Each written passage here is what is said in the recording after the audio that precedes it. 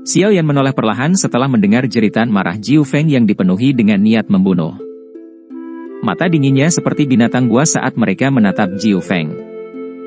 Jiu Feng tiba-tiba merasakan dingin di kulitnya saat Xiao Yan menatapnya. Baru kemudian dia memulihkan sebagian dari kesejukannya. Ekspresinya tetap suram dan dingin. Matanya tidak menyerah dan menatap Xiao Yan terus-menerus sambil berbicara dengan suara yang keras, "Kami telah memasuki pohon bodhisattva kuno bersama-sama dan mengalami begitu banyak rintangan. Namun, Anda sekarang berencana untuk mengambil semua benih bodhisattva. Bukankah kamu sedikit terlalu tidak masuk akal?" Xiao Yan tertawa terbahak-bahak setelah mendengar ini. Dia berkata, "Tidak masuk akal? Saya khawatir ini bukan yang Anda pikirkan. Kamu seharusnya berpikir untuk berbicara dengan kepalan tanganmu kan?" Xiao Yan dengan jelas memahami di dalam hatinya bahwa jika bukan karena kekuatannya menghalangi Jiu Feng, kemungkinan yang terakhir akan menyerang dan dengan paksa merebut benih bodhisattva itu. Bersikap masuk akal? Ini adalah jenis perlindungan yang dicari oleh yang lemah di hadapan kekuatan besar. Sudut mata Jiu Feng bergerak-gerak beberapa kali. Keinginan membunuh yang tidak bisa ditekan melonjak di dalam hatinya, tetapi untungnya dia mempertahankan beberapa pemikiran rasional dan tidak segera menyerang. Sebaliknya, dia menoleh dan menatap Hun Yu. Suaranya muram saat dia berkata, "Brother Hun Yu, jangan katakan padaku bahwa kamu senang karena dia telah mengambil semua benih bodhisattva, membuat upaya kita selama periode waktu ini menjadi tidak berharga, kan?" Ekspresi Hun Yu tenang. Dia tidak menjawab. Sebaliknya, kedua matanya berkedip dengan ekspresi menyeramkan dan menunjukkan ketidakpuasan di hatinya. Terlepas dari seberapa berhitung dia masih mengalami kesulitan menekan amarah dan keinginannya untuk membunuh saat ini. "Xiao Yan, bagikan 8 benih bodhisattva ke klan Hun saya dan pihak Phoenix Iblis Surga untuk mengakhiri masalah ini." Hun Yu terdiam sesaat sebelum suaranya yang sedingin es akhirnya keluar. Xiao Yan tersenyum. Dia membuka tangannya dan 11 benih bodhisattva duduk di telapak tangannya. Jika dia memberikan 8 benih bodhisattva kepada mereka, dia hanya akan memiliki 3 benih. Ini bukanlah sesuatu yang akan dilakukan Xiao Yan. Selain itu, benih bodhisattva ini memiliki efek misterius meningkatkan peluang seseorang untuk berhasil maju ke kelas Dou Sheng, dan benih dapat digunakan untuk memperbaiki pil bodhisattva. Pil obat tingkat 8 ini, yang bisa memanggil petir pil 9 warna, bisa menyebabkan banyak 9 perubahan puncak ahli Dou Zun menjadi gila. Jika dia memberikan benih bodhisattva ini kepada mereka, kedua faksi ini mungkin akan membuat lebih banyak orang menerobos ke kelas Dou Sheng. Apakah Xiao Yan tidak akan menciptakan musuh yang kuat tanpa alasan? Dengan karakter Xiao Yan, dia secara alami tidak akan melakukan sesuatu yang begitu bodoh. Oleh karena itu, dia dengan lembut menggelengkan kepalanya dan perlahan menjawab, "Saya menolak." Suasana tempat ini menjadi tegang setelah dua kata Xiao Yan perlahan terdengar. Tekanan menekan hati setiap orang. Mereka tahu bahwa masalah hari ini tidak akan berakhir dengan damai. Ekspresi Hun Yu menjadi tidak stabil setelah Xiao Yan mengucapkan dua kata itu. Hun Yu memelototi Xiao Yan. Sesaat kemudian, dia perlahan mengangguk dan berkata, "Kalau begitu, aku hanya bisa membunuhmu dulu." Bang! Setelah kata terakhir Hun Yu terdengar, banyak ahli dari klan Hun dan suku Phoenix Iblis Surga secara bersamaan melepaskan douki mereka tanpa hambatan. Tubuh mereka bersinar saat mereka mengepung kelompok Xiao Yan. Ekspresi kelompok Sun Er berangsur-angsur menjadi dingin ketika klan Hun dan suku Phoenix Iblis Surga menyerang pada saat yang sama. Mereka melangkah maju dan douki di dalam tubuh mereka mulai beredar. "Hun Yu, apa kau benar-benar berencana memulai perang besar antara klan Gu dan klan Hun?" Gu Qing yang dengan dingin berteriak. "Hei, perang besar. Klan Hun saya tidak pernah takut pada klan Gu Anda. Kami telah meninggalkan Anda dalam damai begitu lama untuk memberi Anda lebih banyak waktu. Apa menurutmu klan Hunku tidak berani menyentuhmu?" Senyum teduh terangkat di wajah Hun Yu ketika dia mendengar teriakan Gu Qing Yang. Matanya yang tajam beralih kembali ke Xiao Yan saat dia berkata, "Namamu baru-baru ini beredar di sekitar klan Hunku. Bahkan Tianzun keempat gagal untuk menangkapmu.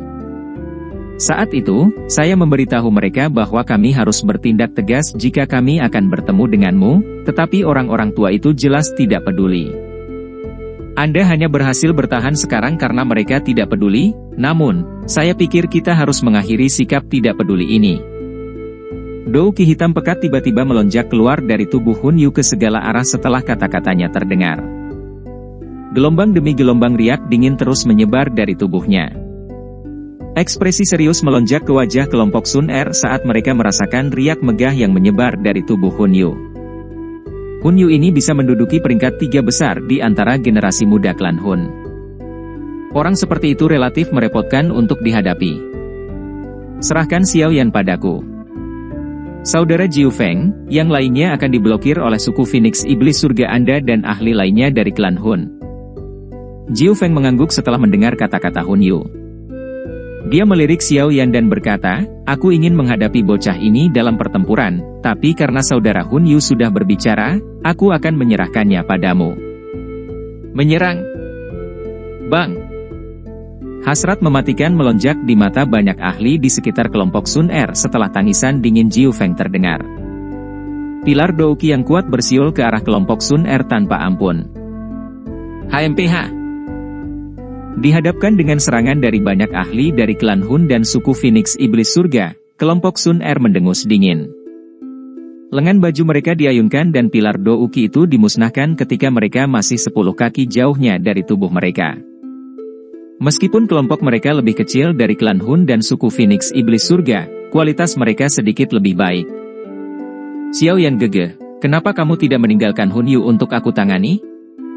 Sun Er menoleh ke Xiao Yan saat dia menghancurkan pilar Douki yang bergegas. Tidak perlu itu. Xiao Yan tersenyum tipis. Sebelum dia memasuki pohon kuno Bodhisattva, dia hanya akan bisa mendapatkan kemenangan melawan Hunyu, yang merupakan puncak perubahan 6 Douzun, jika dia menggunakan teratai api.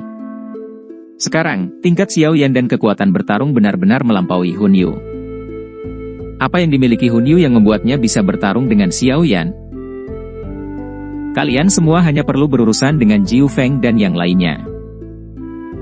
Ahli netral yang tersisa kemungkinan besar tidak akan terlibat dalam masalah ini setelah menerima benih Bodhisattva. Oleh karena itu, kami harus dapat menangani orang-orang ini meskipun jumlahnya banyak. Xiao Yan melirik beberapa ahli netral yang telah mundur ke kejauhan. Orang-orang ini cukup kuat.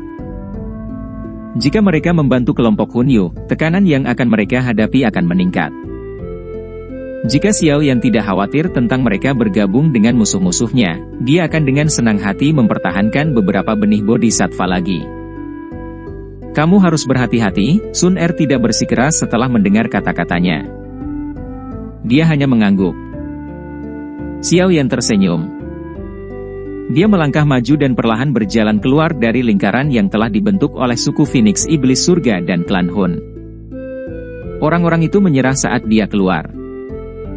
Hanya setelah Xiao Yan keluar dari lingkaran, mereka mereformasi bentuk di sekitar kelompok Sun Er. Giok Dewa Kuno Toushi seharusnya ada di tanganmu, kan? Kilatan hitam melintas di mata Hunyu. Dia bertanya saat dia melihat Xiao Yan perlahan berjalan ke depan dan berhenti tidak jauh. Anda ingin? Ayo ambillah. Xiao Yan tertawa. Hunyu menyipitkan matanya. Ekspresi gelap dan dingin tiba-tiba muncul di wajahnya yang pucat seperti giok. Wajah tersenyum Xiao Yan menyebabkan keinginan untuk membunuh melonjak di dalam hatinya. Bocah lidah silet. Hunyu tertawa dingin. Xiao Yan tersenyum sambil menatap Hunyu di depannya. Dia berkata, berhenti memainkan permainan ini, itu tidak berguna di depan saya. Xiao Yan tiba-tiba mengayunkan tinjunya ke arah ruang kosong di sebelah kirinya setelah kata-katanya terdengar. Angin panas terbentuk di tinjunya saat fluktuasi kuat segera terbentuk di ruang itu. Setelah itu, sesosok terhuyung-huyung keluar dari udara dan terbang kembali dengan menyedihkan. Orang itu secara mengejutkan adalah Hunyu. Wajah Hunyu berubah suram setelah dipaksa kembali oleh pukulan Xiao Yan. Dia melihat sekilas gambar setelahnya yang perlahan memucat. Tak disangka indra Xiao Yan begitu tajam. Xiao Yan melirik wajah suram Hun Yu. Dia melirik pertempuran yang kacau di jarak yang cukup dekat sebelum menggelengkan kepalanya. Tanpa menunda lebih lama lagi, dia mengambil langkah maju, dan aura yang sangat luas dan kuat tiba-tiba melonjak keluar dari tubuhnya ke segala arah. Aura ini menyapu seluruh ruang saat itu muncul. Beberapa individu yang lebih lemah samar-samar merasakan tekanan. 9 perubahan puncak Douzun. Ekspresi para ahli netral di kejauhan tiba-tiba berubah ketika mereka merasakan kekuatan besar dari aura ini. Wajah mereka mengungkapkan keterkejutan mereka saat mereka melihat Xiao Yan. Mereka semua yakin bahwa Xiao Yan tidak memiliki kekuatan ini sebulan yang lalu. Wajah Hun Yu bergerak-gerak saat ini. Ekspresinya menjadi sangat jelek. Hanya pada saat inilah dia mengerti mengapa Xiao Yan tidak takut padanya. Jawabannya adalah karena kekuatan Xiao Yan sudah jauh melampaui miliknya. Jadi bagaimana jika kekuatanmu berada pada perubahan ke-9 dari puncak Douzun? Apa menurutmu aku takut padamu? Hun Yu menarik napas dalam-dalam. Dia menekan keterkejutan di hatinya saat segel yang dibentuk oleh tangannya berubah. Tato klan perlahan muncul di alisnya. Auranya tiba-tiba melonjak saat tato klan ini muncul. Auranya mendekati level Xiao Yan dalam sekejap. 8,5 ya. Sayangnya, ini masih belum cukup. Xiao Yan tersenyum dan menggelengkan kepalanya saat merasakan aura Hun Yu. Kami akan tahu apakah itu cukup setelah bertukar pukulan. Hun Yu tertawa dingin. Segel tangannya berubah, dan dia membentuk banyak segel yang rumit. Douk yang dingin di dalam tubuhnya membentuk telapak tangan hitam yang menakutkan di depannya dengan kecepatan seperti kilat. Tangisan sengsara tajam terus dipancarkan dari telapak tangan. Ada wajah yang tampak buas yang samar-samar terlihat di atasnya. Telapak tangan penghancur jiwa. Hun Yu berteriak marah setelah tangisan menyedihkan dari telapak tangan menjadi intens. Telapak tangan hitam pekat itu dengan cepat bergegas menuju Xiao Yan dengan kecepatan seperti kilat. Telapak tangan hitam pekat itu tidak terlalu besar, tetapi mengandung douki yang sangat gelap, dingin, dan kuat. Hun Yu mengerti bahwa dia akan kalah jika dia tidak menggunakan semua kekuatannya untuk melawan Xiao Yan yang jauh lebih kuat. Saya telah mengatakan, itu tidak cukup. Xiao Yan terus menggelengkan kepalanya perlahan bahkan saat telapak tangan Hun Yu terus menuju ke arahnya. Setelah itu, dia mengambil 2 langkah lembut ke depan dan muncul di depan telapak tangan Hun Yu. Hun Yu memandang dengan mata terkejut saat nyala api tiba-tiba melonjak dari tangan kanan Xiao Yan. Akhirnya, itu dengan lembut menghantam telapak tangan hitam gelap. Retak. Kebuntuan berlangsung sesaat saat keduanya bertabrakan. Setelah itu, semua orang yang menonton tercengang melihat bahwa telapak tangan hitam pekat, yang telah mengumpulkan sebagian besar douki Hun Yu, dengan mudah hancur oleh serangan acak dari tangan Xiao Yan. Kekuatan ini benar-benar menekan serangan karena datang dari level yang sama sekali berbeda. Bang! Telapak tangan hitam pecah di depan mata semua orang dan tidak berubah menjadi apa-apa. Bagaimana ini mungkin? Sok melonjak dari hati Hun Yu saat dia melihat Xiao Yan secara acak menyebarkan telapak tangan penghancur jiwa. Dia melihat sosok di depannya dengan tidak percaya. Dia sangat menyadari kekuatan telapak tangan penghancur jiwa. Seorang ahli Douzun 9 perubahan biasa tidak akan dapat menerimanya, apalagi langsung, karena telapak tangan mengandung energi dingin yang gelap yang mengikis jiwa seseorang, namun telapak tangannya yang kuat tidak signifikan bagi Xiao Yan. Apakah anggota klan Hun hanya memiliki trik seperti itu? Sosok Xiao Yan berjalan di udara. Dia menatap Hun Yu, yang memasang ekspresi jelek, dan tertawa. Xiao Yan, kamu seharusnya tidak terlalu sombong.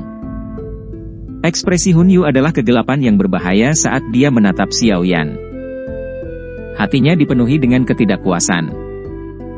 Dia dengan jelas memahami bahwa Xiao Yan tidak akan menjadi tandingannya jika Xiao Yan tidak berlatih selama 1 bulan di dalam pohon Bodhisattva kuno, tetapi tidak satu pun dari banyak kemungkinan situasi yang bisa terjadi adalah kenyataan.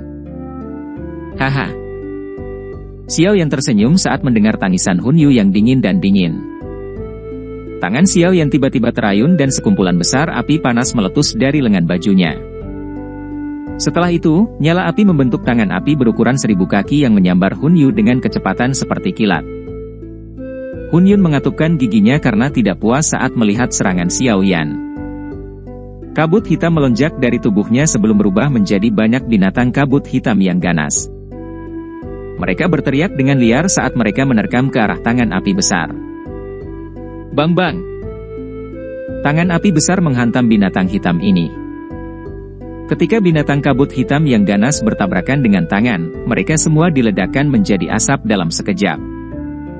Setelah itu, mereka diuapkan oleh suhu yang sangat tinggi. Betapa keras kepala! Xiao Yan tersenyum tipis saat melihat hasil ini. Dia melambaikan lengan bajunya dan tangan api besar itu tiba-tiba menyala. Itu di atas kepala Hun Yu ketika berikutnya muncul sebelum dibanting dengan kejam. Bang! Tangan api besar menabrak tubuh Hun Yu karena dia tidak bisa menghindarinya. Kabut hitam yang tersisa di sekujur tubuhnya tersebar saat angin yang panas dan kuat mengalir ke dalamnya melalui semua pori-porinya. Grup Dou Qi dalam tubuh Hun Yu tidak punya waktu untuk membentuk pertahanan melawan angin yang sangat panas dan liar ini. Saat tubuhnya dengan paksa terkoyak oleh panas yang tidak biasa itu, lebih banyak angin masuk ke dalamnya seperti ular berbisa. Ekspresinya memucat saat seteguk darah segar berwarna merah cerah dimuntahkan. Tubuhnya juga melesat ke belakang dan mendarat di tanah. Mendesis. Kelompok ahli netral di kejauhan dengan lembut menghirup udara sejuk saat mereka menyaksikan Xiao Yan melukai Hun Yu hanya dengan serangan telapak tangan. Hati mereka bersukacita karena mereka tidak campur tangan dengan rakus sebelumnya. Jika tidak, mereka akan menjadi lebih menderita daripada Hun Yu. Setelah mengirim Hun Yu terbang dengan telapak tangan, Xiao Yan melirik medan pertempuran yang kacau di jarak yang dekat. Dia tertawa dingin saat tangannya meluncur ke arah pertempuran. Beberapa pukulan dilemparkan ke udara dan angin yang menakutkan menembus ruang kosong sebelum menabrak tubuh beberapa ahli klan Hun dan ahli suku Phoenix Iblis Surga. Kekuatan yang kuat menyebabkan orang-orang itu memuntahkan darah dan terbang kembali. Perubahan tak terduga ini menyebabkan kelompok Jiu Feng dimulai. Mereka buru-buru mengalihkan pandangan dan melihat Hun Yu terbaring di tanah dengan takdir yang tidak diketahui. Ekspresi mereka mengalami perubahan drastis. Hun Yu sebenarnya sudah dihabisi secepat ini? Gelombang kekacauan yang mengerikan muncul di dalam hati Jiu Feng. Bahkan dia tidak dapat mengalahkan Hun Yu dalam waktu yang singkat, namun Hun Yu muncul seperti anjing mati dalam waktu kurang dari 10 menit di tangan Xiao Yan. Apakah kamu berencana untuk bertarung secara pribadi? Mata Xiao Yan tertuju pada Jiu Feng. Suaranya yang samar membuat tangan Jiu Feng gemetar. Wajah Jiu Feng mudah berubah, tapi dia akhirnya tidak mengatakan apapun. Hun Yun dikalahkan dengan begitu menyedihkan, bahkan lebih sedikit lagi yang perlu dikatakan tentang dia. Situasi hari ini tidak ada harapan. Bocah ini sudah menjadi sangat kuat. Hanya sesepuh agung dalam suku yang bisa menghabisinya. Mata Jiu Feng berkedip. Akhirnya, dia menelan amarah dan niat membunuh di dalam hatinya. Mengungkap niat untuk membunuh saat ini hanya akan menghasilkan nasib yang mirip dengan Hun Yu. Xiao Yan melirik Hun Yu di kejauhan, yang sedang berjuang untuk berdiri. Setelah menekan semua orang dengan kata-katanya, keinginan membunuh melonjak di dalam hatinya. Dia dan klan Hun adalah musuh yang tidak akan berhenti sampai pihak lain mati. Hun Yu ini adalah salah satu individu paling menonjol di antara generasi muda klan Hun. Jika dia bisa membunuhnya, bahkan klan Hun akan merasakan sakit. Karena ini masalahnya, dia tidak bisa membiarkan orang-orang dari klan Hun pergi apapun yang terjadi. Gemerisik berdesir. Sementara Xiao Yan telah memutuskan untuk mempertahankan kelompok Hun Yu di tempat ini selamanya, pohon kuno Bodhisattva, yang telah berdiri diam di tengah ruang ini, tiba-tiba mengeluarkan suara gemerisik sebelum gelombang demi gelombang riak mulai muncul. Apakah dunia ini akan runtuh? Xiao Yan terkejut setelah melihat bentuk riak ini. Dia segera merajut alisnya. Pohon Bodhisattva kuno tidak akan terus ada di dunia selamanya. Setelah ia menyemburkan benih bodhisattva, ia akan sekali lagi tenggelam ke dalam tanah dan beristirahat. Itu hanya akan keluar dari tanah setelah mengumpulkan energinya, tetapi tidak ada yang tahu kapan itu akan muncul kembali. Perubahan yang tidak biasa menyebabkan semua orang panik. Medan pertempuran juga dengan cepat tersebar saat anggota klan Hun dengan cepat mengangkat Hun Yu. Setelah itu, mereka berkumpul bersama dengan suku Phoenix Iblis Surga. Mata mereka berhati-hati saat mereka melirik antara Xiao Yan dan ruang sekitarnya. "Kakak Hun Yu, kamu baik-baik saja?" Jiu Feng melirik ke arah Hun Yu yang tampak pucat dan bertanya dengan lembut. Hun Yu menghapus bekas darah dari sudut mulutnya. Dia perlahan menggelengkan kepalanya saat matanya dengan kejam menatap Xiao Yan. Sesaat kemudian, bibirnya bergetar. Tubuh Jiu Feng menegang sebelum dia mengatupkan giginya dan menganggukkan kepalanya. Gemerisik, gemerisik, gemerisik. Fluktuasi spasial menjadi lebih intens saat semua orang mundur. Tiba-tiba, garis retakan muncul dan pilar cahaya yang mencolok keluar darinya. Retakan retak. Setelah retakan pertama muncul, peningkatan jumlah irisan spasial terus muncul ke permukaan. Dalam beberapa menit, ruang yang sangat padat telah mendapatkan ribuan lubang. Akhirnya, itu meledak di depan mata panik semua orang. Bagian terdalam dari wilayah tanah hampa. Pohon kuno bodhisattva yang sangat besar berdiri sendiri di dalam padang rumput ini. Udara yang megah dan menyegarkan terus menyebar ke segala arah, menampakkan pemandangan yang spektakuler. Beberapa sosok duduk tak jauh dari pohon kuno bodhisattva. Mereka adalah Ngalan Yanran dan sisanya yang telah ditinggalkan. Ada juga beberapa ahli lain yang menyerbu melalui gelombang binatang itu. Semua orang yang hadir telah sembuh total dari luka mereka, tetapi mereka tidak mau pergi begitu saja. Makanya, mereka terus berjaga. Gemerisik berdesir. Suara gemerisik tiba-tiba muncul di dataran berumput yang tenang. Pohon bodhisattva kuno di tengah lapangan tidak bergerak selama sebulan, tapi tiba-tiba, itu mulai mengeluarkan cahaya zamrud yang menyilaukan. Segera setelah itu, banyak sosok menyedihkan lolos dari cahaya ini dan mendarat di tanah sekitarnya. Guru? Adegan yang tiba-tiba ini membuat semua orang terkejut. Kegembiraan liar meningkat ketika kelompok Ngalan Yanran buru-buru berdiri.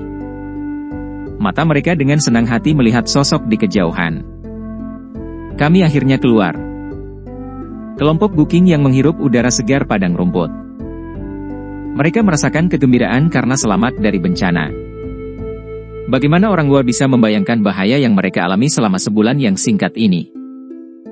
Ilusi menakutkan itu akan tetap ada di pikiran mereka setelah waktu yang lama. Xiao Yan dengan lembut menghembuskan napas. Transformasinya menjadi yang terbesar selama 1 bulan ini. Sementara itu hanya sebulan di mata orang lain, dia telah mengalami 100 reinkarnasi.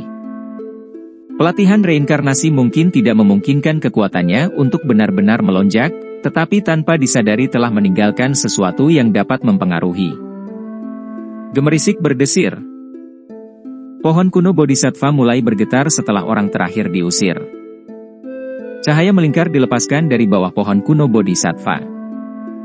Tanah sepertinya berubah menjadi cair karena cahaya ini, dan pohon bodhisattva kuno perlahan memasuki bumi melalui cairan ini.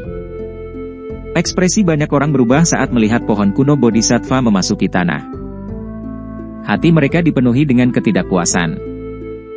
Bahkan seorang elit Dou Sheng tidak akan dapat menemukan pohon kuno bodhisattva begitu ia pergi ke bawah tanah.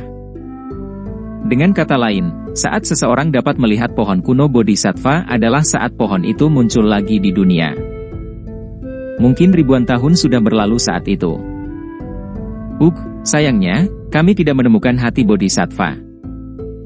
Guking yang dengan lembut menghela nafas dan agak menyesal saat dia melihat pohon kuno bodhisattva perlahan tenggelam ke tanah. Xiao Yan, yang telah mendengar kata-kata ini, tersenyum.